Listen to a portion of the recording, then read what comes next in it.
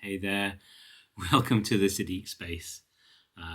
Whether you're watching this on the Substack or the YouTube or wherever else, welcome. I was hoping to do one of these book videos every month or so, but just been so crazy busy with every aspect of the work that they're just going to have to be when they are. So I thought I would do my run through of what books have come in the post. So what I'm going to be sort of reading over the next little while. This is over quite a little while now. We're in the quiet period of the year, thankfully. August, September tends to be quieter. Things start ramping up for October. We've got a lot of festivals and things. And I'll talk to you about that after. Don't let me forget. And actually September we've got a festival that I'm going to be at. So I'll tell you that now because since we're already talking about it. I hope you're doing really, really well. Thank you for being here. Thank you for being a reader of yours truly's books and things. That's fantastic. Always grateful for your readership. Or if you're joining us from the meditation side and the sacred side of the work, then always grateful for you too. The two things are the same in this little body, in this little life. So one lovely thing, talking about festivals, and we'll get to books in a minute, is that yours truly is one of the Contain Strong Language, BBC Contain Strong Language Festival poets this year, or writers this year. As far as I know at the moment, I'm appearing at 4 events, some of which may be on national radio.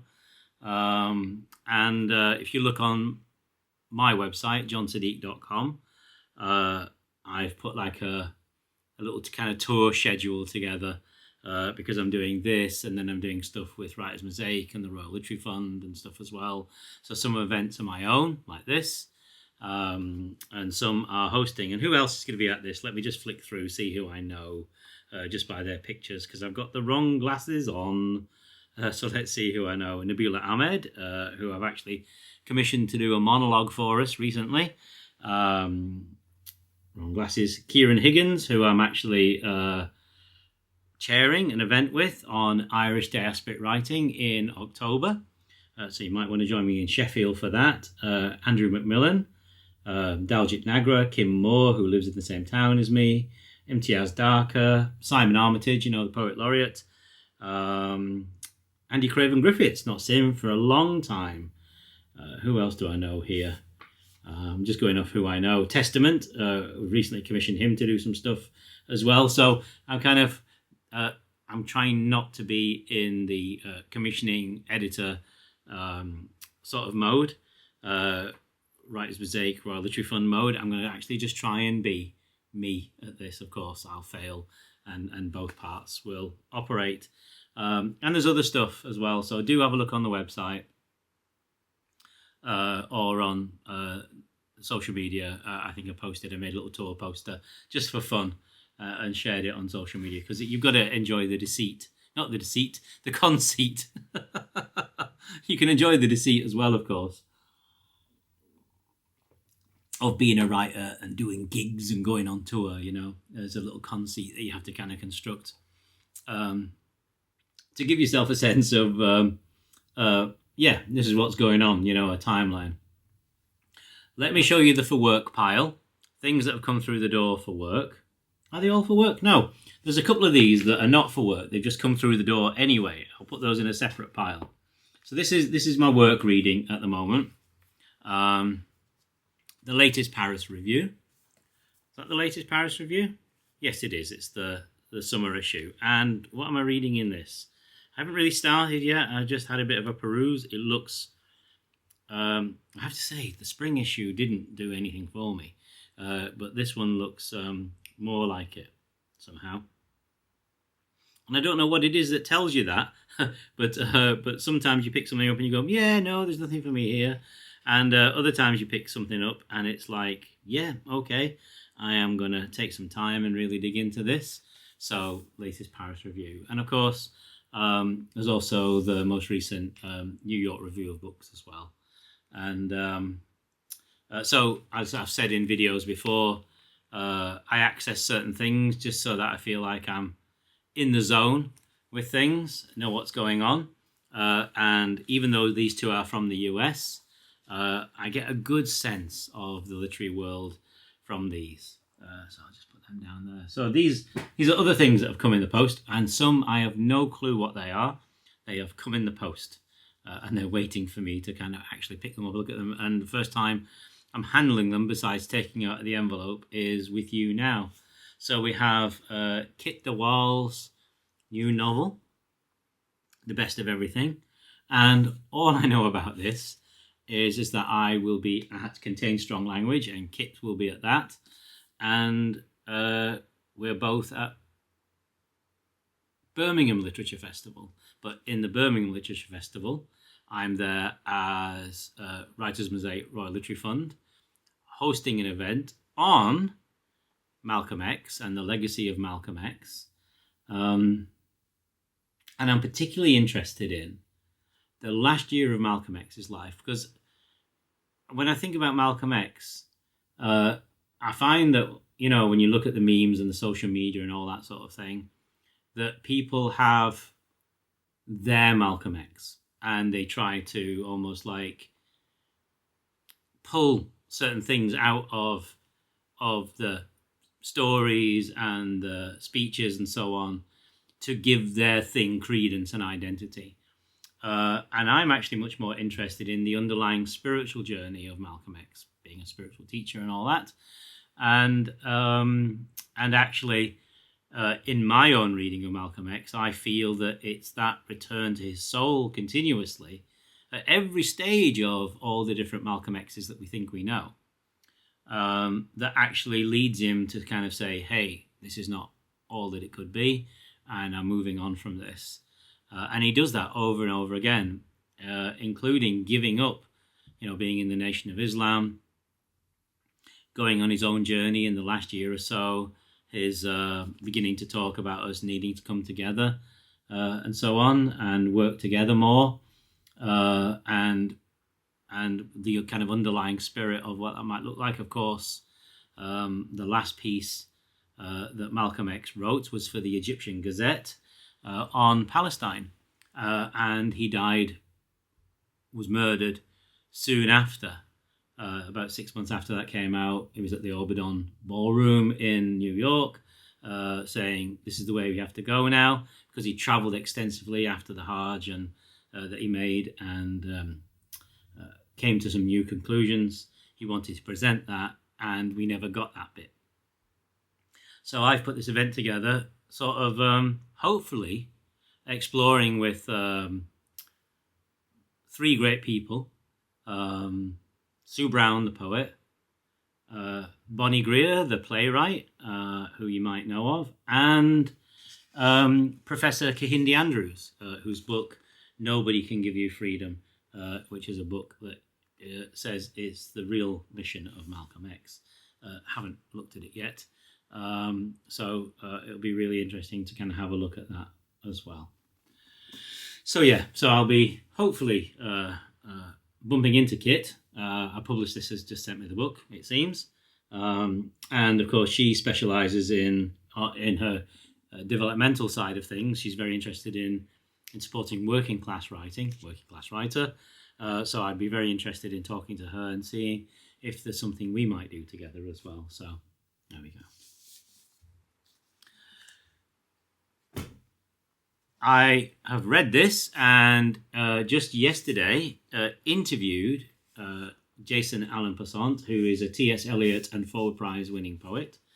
And this is his new book, which is kind of a combination of memoir, plants, earth, memory, excavation, autofiction, research. It's very hard to describe what the book is. It's a very beautiful book. And I had the pleasure of sitting down for a second conversation, because I actually came across Jason quite early on and thought, oh, interesting, this could be interesting, when his first book of poetry was just about to come out. So I had a recorded conversation with him then, which you can find on the Writers Mosaic website. And I recorded a 40-minute interview with him yesterday on this book. and some of the underlying themes of this. This I'm really excited for, and this was hard to get. This is, I haven't started this. I've got my bookmark in, ready to start. I have these beautiful bookmarks. Let me show you my bookmark. I know I'm supposed to be enthusing about books, but look at these. These are bamboo bookmarks from China. There's a beautiful shop in Manchester gets them for me, or has them. And I request them quite often. I go through loads of these. And they're just my favourite thing, with a lovely tassel. So the book is Heart Lamp by Banu Mushtaq. And as if you're an avid reader, will know, she is the winner of the English Pen Award and the winner of the 2025 International Booker Prize. And I have reached out to her people, and hopefully we'll be doing an interview with her in the not too distant future. They're saying, yes, let's make it work. Let's see if we can make it work. So, yeah. And if you don't know, Heart Lamp is 12 stories written across quite a long period of time. Banu Mushtaq is a journalist. And so these were published between 1990 and 2023. And they're about the lives of Muslim women in India, in the southern regions. And just kind of glancing at it, I just know that I'm going to just enjoy this as well. And just in terms of just simple representation, it's just such a beautiful thing to see. What's amazing is, of course, published by a relatively small press, not picked up by the larger presses. Duh. Yet the Paris Review had spotted her a few years ago and ran one of her stories. So that's really nice to know. But in terms of the larger publishing houses, I feel like they're still so far behind with understanding that the global aspect of the world is about 90 to 93% of the world now, and just narrow casting stories from a limited range is not going to lead them forward. We need to actually be together in this and open and start moving together now, you know? So, cannot wait. And then 2 books have come from somebody I saw chairing an event. And I just thought, this is an interesting person. Had a chat with them, and their publicist has sent me 2 books. Okechukwu Nzelu is the author. The Private Joys of Nena Maloney and Here Again Now. And he emailed me the other day telling me he's working on his 3rd volume, which is really lovely. And I haven't touched these yet, but I have him on. I'm building a little list. This is a secret. And so I'm putting it on a video. I'm not going to tell you too much. Because I'm privy to meeting authors and being at events and stuff like that, I kind of occasionally just my brain or my heart, more than my heart actually, or my heart consciousness kind of goes, interesting person.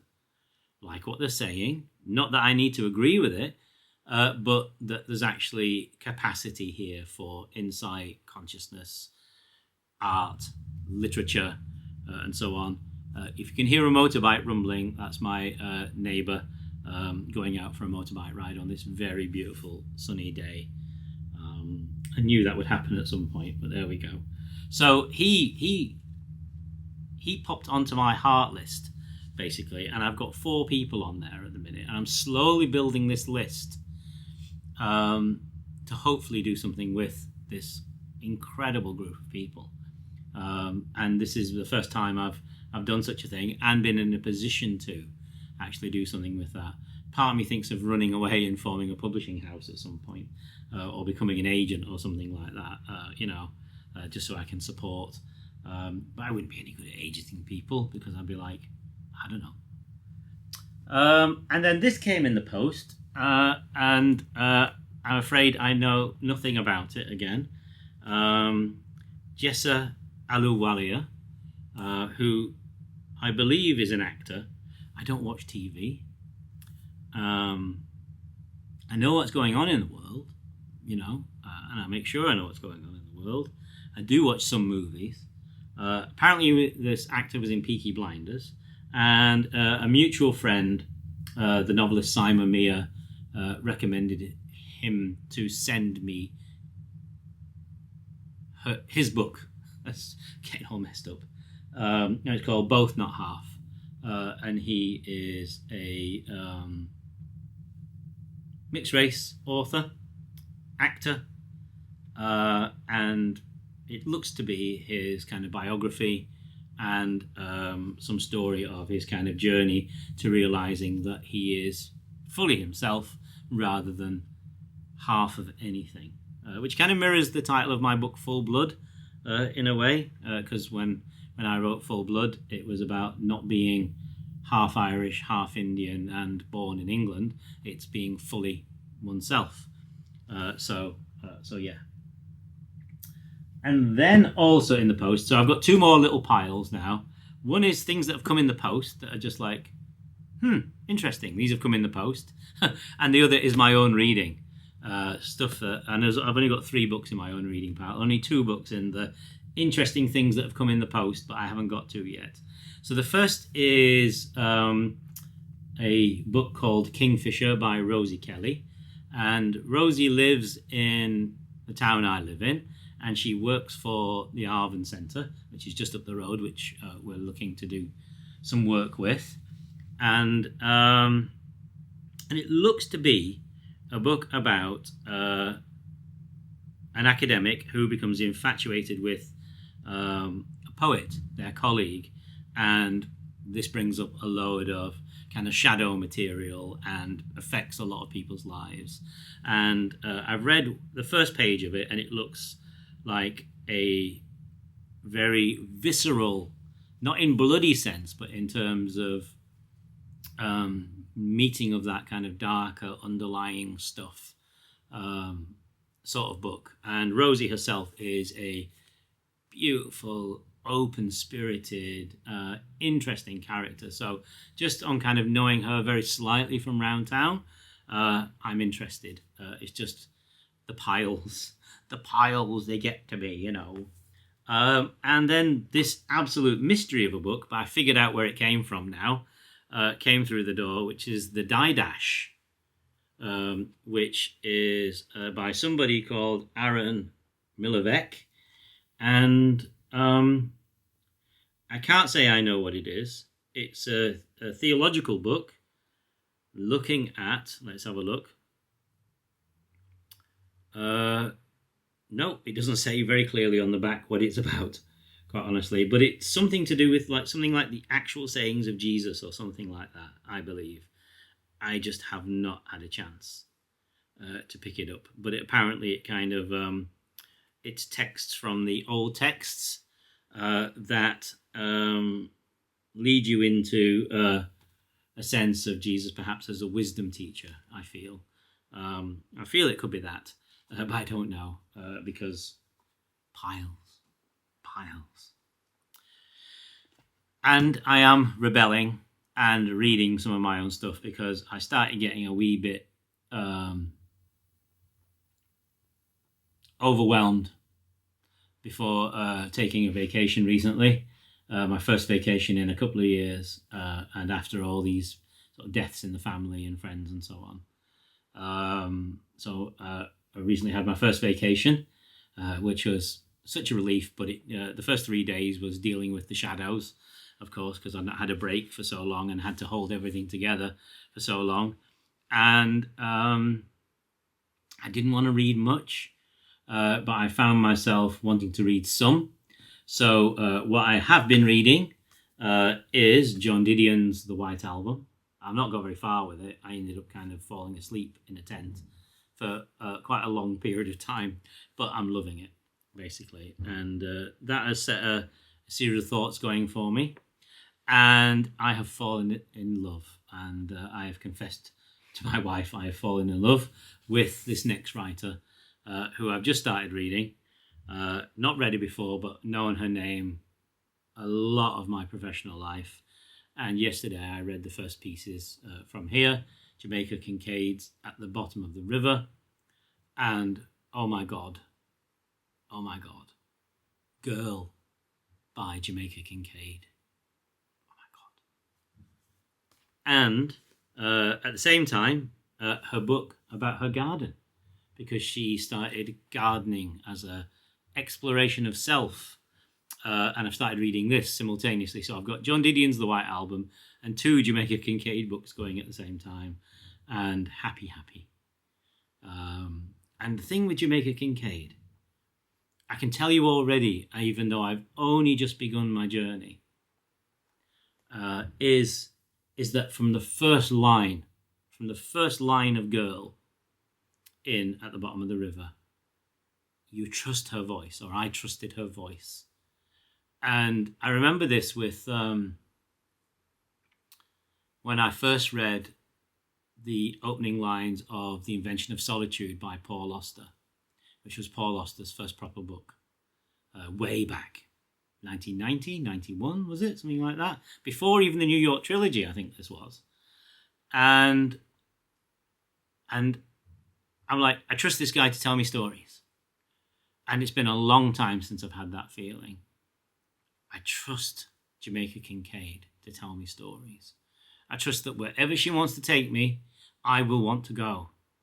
And you don't get that often. So I am excited. With John Didion, I know what's going on, kind of thing. It's brilliant. And yet you're like, this is interesting, kind of thing. And then kind of like, my God, what's going on here, sort of thing. But she does take you to some really interesting places. But for me, there's always a kind of slight, okay, But with this, wow. So that's my excitement at the minute. So if you've read these, do let me know. A huge John Didion fan, let's face it. I'm not going to, not read this, as it were. There's times where she's just a bit too much with her line of what she's trying to do. And it kind of cracks very slightly. And I like to stay in the dream of the written piece. I like to remain in it.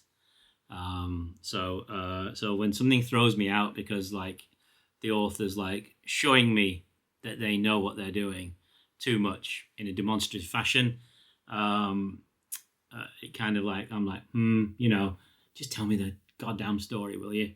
And she can do that sometimes. Other times, she's astonishing. This, from the first minute, just pure love. I want to read every single word this woman has written. And I will. So there you go. So that's it. So we have the work pile. Okay, thanks. Lovely. I'll take a look at those pile. Rosie's book, for sure, the die dash, I will sit with that, because and I know where it comes from now. So I've got a wonderful friend who is a religious teacher. He's been very poorly recently, actually, and so he's been struggling with a lot of things. But he was a high school religious studies teacher.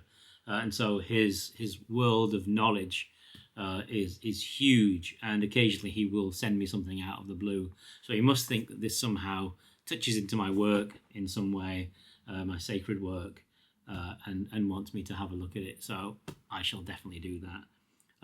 And then just for my own sanity, pleasure, love, heart, reminding me what it is to be an author, we've got John Didion and Jamaica Kincaid going on at the moment. So there you go. So do let me know what you're reading in the comments below if you feel like. And if you've got any genuine excitements going on, what has genuinely excited you, do share. Have you made a discovery like Jamaica Kincaid, like I've just made, and you're just like, wow, I need to tell everybody. That's the effect that's had on me. Then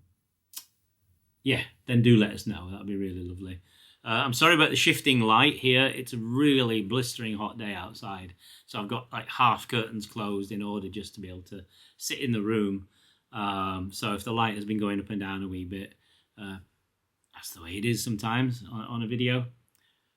Lots of love to you. Take care of yourselves, and I'll be back in a wee while with another pile of books, no doubt. And maybe see you on the road if you feel like checking out johnsiddique.com. Have a look at the tour that's coming up and the events that we're doing and that I'm doing. And I'm going to be running some retreats next year as well. Living from your soul, deep meditation stuff about just genuinely living as yourself and life having your back. And then maybe some writing and meditation retreats, some photography and meditation day retreats. So look out for those too. I'd love to have you along. Take care of yourselves.